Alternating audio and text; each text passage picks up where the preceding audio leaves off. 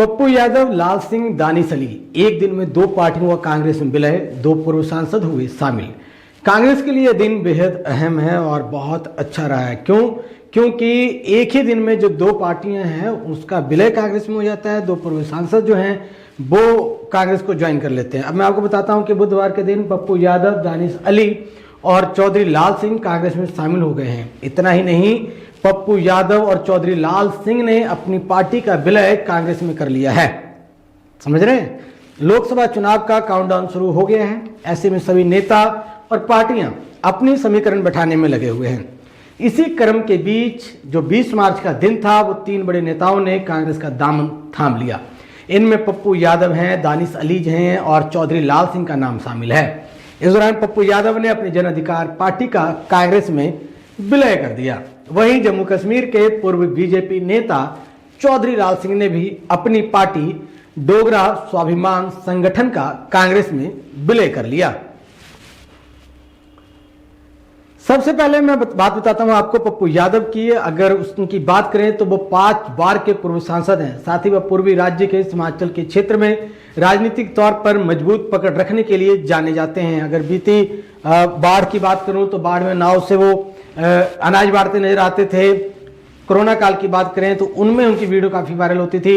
AICC headquarter में कांग्रेस में शामिल होते समय उनके साथ उनके बेटे सार्थक रंजन और पार्टी के अन्य नेता भी मौजूद थे। पप्पू यादव ने कहा कि कांग्रेस नेतृत्व ने उन्हें सम्मान दिया है और वह लोकतंत्र और संविधान को बचाने में मदद करने के लिए देश में तानाशाही के खिलाफ पार्टी की लड़ाई में शामिल हो रहे हैं। उन्होंने कहा कि पूरे कांग्रेस परिवार ने जो सम्मान दिया है वह हमारे लिए काफी है। राहुल गांधी और प्रियंका गांधी दोनों ने हमें बहुत सम्मान दिया है। उन्होंने कहा कि अगर किसी ने भारत में लोगों का दिल जीता है तो वो है सिर्फ और सिर्फ राहुल गांधी। लोग उन्हें प्यार करते हैं। पप्पू यादव ने कहा कि इस देश और इसके लोकतंत्र को बचाने और संविधान की रक्षा के लिए एक तानाशाह के खिलाफ राहुल गांधी की लड़ाई में शामिल होने के अलावा कोई दूसरा रास्ता नहीं था। उन्होंने कहा कि हम 2024 का लोकसभा और निश्चित रूप से 2025 का विधानसभा चुनाव जीतेंगे। मैं अपने राष्ट्रीय अध्यक्ष मल्लिकार्जुन खड़गे, राहुल गांधी और प्रियंका गांधी को धन्यवाद देता हूं। कांग्रेस को मजबूत करने के लिए संघर्ष करूंगा। इस संबंध में अपनी पूरी ताकत से काम करूंगा। बहुत खूब पप्पू यादव जी। अब मैं आपको बताता हूं कौन है पप्पू यादव जी। राजेश रंजन उर्फ पप्पू यादव बिहार की राजनीति का एक बड़ा नाम है।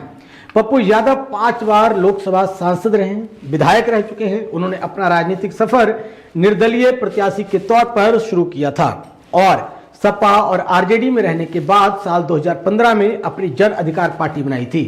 पप्पू यादव को किसी जमाने में लालू यादव का सबसे खास माना जाता था। तब यह भी अटकलें थी कि वह आरजेडी के उत्तराधिकारी ना बन जाएं। लालू यादव की पार्टी से वह 2 बार सांसद भी रहे, लेकिन उसी आरजेडी ने उन्हें पार्टी से बाहर का रास्ता भी दिखाया। बिहार में उनकी छवि बाहुबली और दबंग नेता के तौर पर है। पप्पू यादव साल 1990 में पहली बार निर्दलीय प्रत्याशी के तौर पर मधेपुरा की सिंहेश्वर सीट से विधानसभा चुनाव जीते।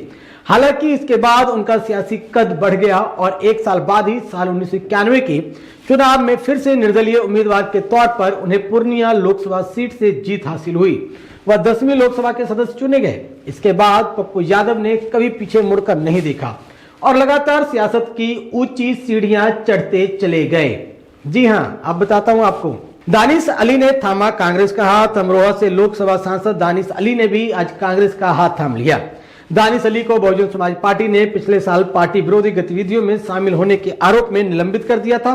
दानिश अली की कांग्रेस के साथ बढ़ती नजदीकियां पार्टी को अखर रही थी, लिहाजा बसपा ने उन्हें बाहर का रास्ता दिखा दिया था। इसी के बाद दानिश अली खुलकर कांग्रेस के समर्थन में खड़े दिखे। वह कांग्रेस नेता राहुल गांधी की बाहर जोड़ो न्याय यात्रा में भी शामिल हुए थे। उन्होंने यहां तक कहा था, यह मेरे लिए बहुत महत्वपूर्ण पल है। मैं बहुत गहन चिंतन के बाद इस निष्कर्ष पर पहुंचा हूं। जम्मू कश्मीर के पूर्व बीजेपी नेता चौधरी लाल सिंह भी कांग्रेस में शामिल हो गए हैं। जी हाँ, उन्होंने अपनी पार्टी डोगरा स्वाभिमान संगठन का कांग्रेस में विलय कर दिया है। चौधरी लाल सिंह उधमपुर सीट से 2 बार लोकसभा सांसद रहे हैं। चौधरी लाल सिंह कांग्रेस के टिकट पर 2004 और 2009 में उधमपुर सीट से जीते थे। लाल सिंह 2014 विधानसभा चुनाव से पहले भाजपा में शामिल हुए और बाद में पीडीपी भाजपा सरकार में मंत्री के रूप में कार्य किया। हालांकि कठुआ रेप केस पर विवाद के चलते लाल सिंह को मंत्री पद छोड़ना पड़ा था। लाल सिंह ने बीजेपी छोड़ने के बाद अपनी पार्टी डोगरा स्वाभिमान संगठन बनाई थी। बताया जा रहा है कि कांग्रेस उधमपुर लोकसभा सीट से भाजपा के कैंडिडेट डॉक्टर जितेंद्र सिंह के खिलाफ चौधरी लाल सिंह को मैदान में उतार सकती हैं। चौधरी लाल सिंह की कठुआ जिले में अच्छी राजनीतिक पकड़ है। यह उधमपुर लोकसभा सीट का हिस्सा है। चौधरी लाल सिंह उधमपुर से 2 बार के पूर्व सांसद हैं। वह जम्मू कश्मीर में स्वास्थ्य मंत्री और वन मंत्री रह चुके हैं। लाल सिंह ने छात्र नेता के रूप में अपना राजनीतिक कैरियर शुरू किया था। इसके बाद चौधरी लाल सिंह 1996 के जम्मू और कश्मीर विधानसभा चुनाव में बसोली विधानसभा सीट से विधायक चुने गए। इसके बाद वह 2002 में फिर से विधायक चुने गए। जब तत्कालीन राज्य में कांग्रेस पीडीपी गठबंधन सत्ता में था, तब उन्हें स्वास्थ्य और चिकित्सा शिक्षा मंत्री के रूप में जम्मू कश्मीर कैबिनेट में शामिल किया गया था।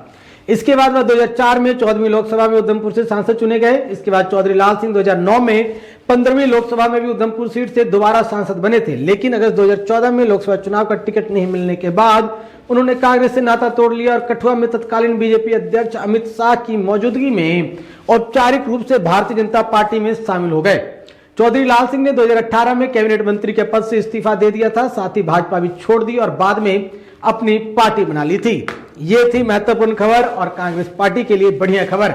मुझे दीजिए इजाजत, छोड़ चलता हूं आपको भी इस चुनावी रन में। देखिए कौन से नेता किस पार्टी में आते हैं और किस पार्टी का विलय किस पार्टी में होता है। सस्पेंस बरकरार रहेगा। धन्यवाद।